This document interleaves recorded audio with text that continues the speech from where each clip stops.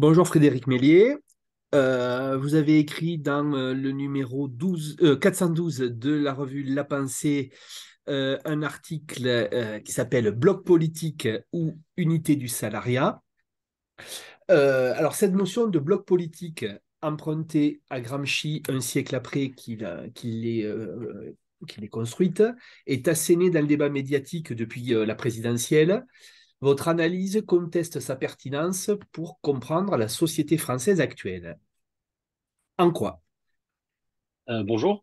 D'abord, juste pour dire on assiste depuis une petite dizaine d'années à une remontée de Gramsci un peu partout, euh, d'abord à l'extrême droite, hein, et puis aujourd'hui la gauche a récupéré Gramsci, ce qui est en soi plutôt une bonne chose de se réapproprier un penseur. La question, c'est de réinterroger la pertinence des outils conceptuels qu'il a pu élaborer dans les années 20 ou dans les années 30.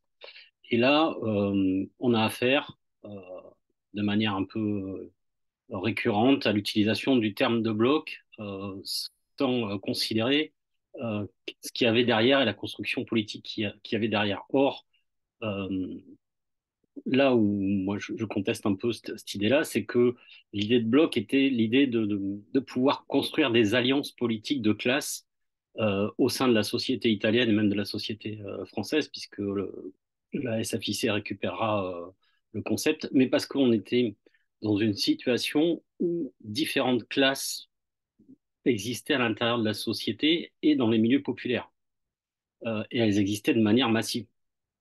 C'était le cas en Italie avec la classe ouvrière et la paysannerie. La même chose en France. On était sur deux sociétés où il y avait émergence et structuration de la classe ouvrière, mais une très forte paysannerie, euh, soit salariés, soit petits propriétaires, ce qui est notamment la particularité de la société française, d'avoir une petite paysannerie propriétaire de quelques hectares, mais qui permettait d'avoir une culture vivrière dans l'ensemble.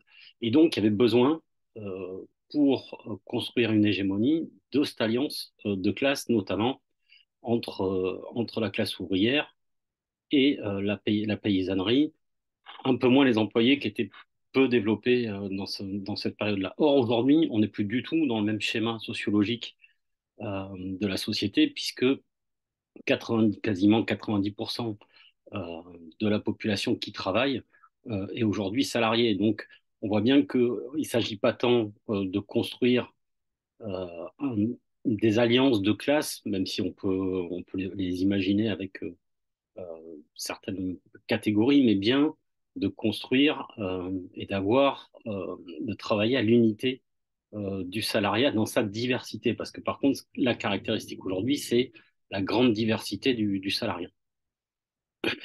Alors justement, là, vous abordez deux choses simultanément. Du coup, je vais les aborder de front moi aussi. Cette notion de bloc dans l'article, vous expliquez qu'elle découle d'une confusion entre catégorie sociale et classe sociale pour imposer des visions politiques. Qu'est-ce à dire? Tout à fait, c'est-à-dire que, alors je fais notamment référence à Bruno Amable et Stefano Palambrani, utilisent le terme d'alliance de classe à plusieurs reprises dans leur ouvrage L'illusion du bloc bourgeois. Or, ils parlent, quand ils utilisent le terme de classe, ils ne parlent pas de classe, mais bien de couche sociale ou de catégorie sociale. C'est-à-dire que on mélange l'idée que, en fait, le salariat, il y aurait des classes à l'intérieur. Or, il n'y a qu'une classe. Dans le salariat, comme on disait, le prolétariat, c'est la classe salariée avec une diversité de catégories, de couches sociales à l'intérieur qui vont de gens très précaires à des gens qui ont des situations de vie plutôt très correctes et qui n'ont pas obligatoirement le même rôle dans le processus de production ou de service à l'intérieur de la société. Et c'est cette confusion-là qui amène à l'idée d'utiliser le bloc et d'avoir des alliances de classe. Or, c'est justement ça qu'il faut contester, c'est-à-dire que il n'y a pas différentes classes à l'intérieur du salariat, il y a une classe salariée et à l'intérieur des couches, des catégories sociales et il y a besoin là-dedans de travailler à leur unité. Alors justement, c'était la question suivante. Comment penser ces rassemblements et alliances en tenant compte des conditions des travailleurs, justement, avec une diversité de couches, de métiers, qui est peut-être plus grande aujourd'hui que par le passé? Tout à fait. C'est-à-dire que il faut regarder qu'aujourd'hui, chez les salariés, on est quasiment aujourd'hui sur un partage, je vais dire à égalité, mais c'est pas tout à fait juste, en quatre parties, c'est-à-dire on a les ouvriers, les employés, les professions intermédiaires et les cadres supérieurs, catégories supérieures, on va dire plutôt, qui sont, qui sont au touche-touche, hein. Ça se joue à quelques pourcentages. Mais ce qui a beaucoup, ce qui a changé beaucoup sur les 20-30 dernières années, c'est que même les catégories supérieures aujourd'hui sont confrontées euh, de manière encore plus forte que par le passé à la domination dans la logique de production. Et on l'a vu notamment dans l'affaire France Télécom avec les suicides, mais par exemple les cadres et les ingénieurs sont parfois les premiers confrontés aux injonctions contradictoires qui peuvent exister dans les entreprises.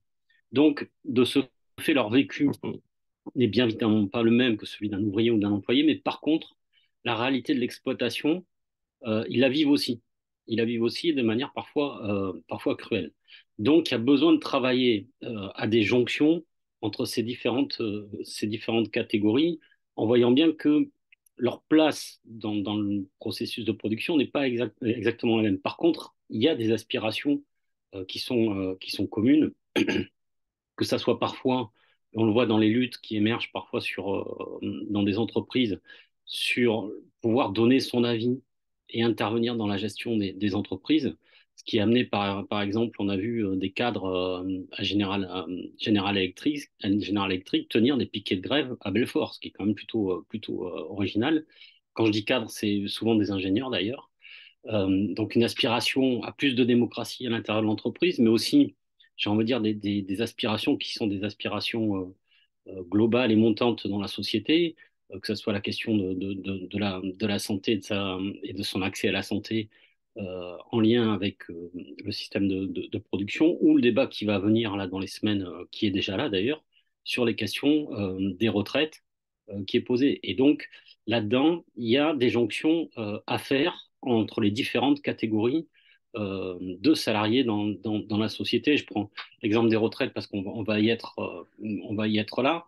Bien évidemment, la question ne se pose pas de la même manière en termes de pénibilité pour un ouvrier que pour un ingénieur. Ceci étant dit, le projet de société et l'aspiration à avoir une deuxième vie après le travail, il existe dans toutes les catégories de salariés. Et donc, c'est des jonctions comme ça qu'on a besoin de travailler, qui obligent obligatoirement dans les pratiques syndicales et dans les pratiques politiques à réfléchir, à travailler ces jonctions en permanence et à pas entretenir les divisions qui sont existantes dans le salariat, mais plutôt à travailler en permanence l'unité de ce salariat comme un socle, euh, comme un socle sur lequel il faut s'appuyer et qui peut être moteur de transformation dans la société.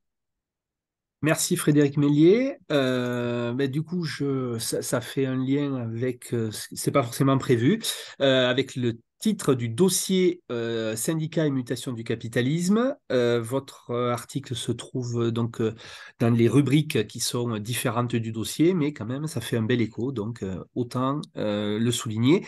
Je rappelle que le numéro 412 peut être commandé soit en version imprimée sur le site de notre éditeur, la Fondation Gabriel Péry, soit peut-être acheté à l'unité de l'article sur la plateforme Kern. Merci, au revoir. Merci beaucoup.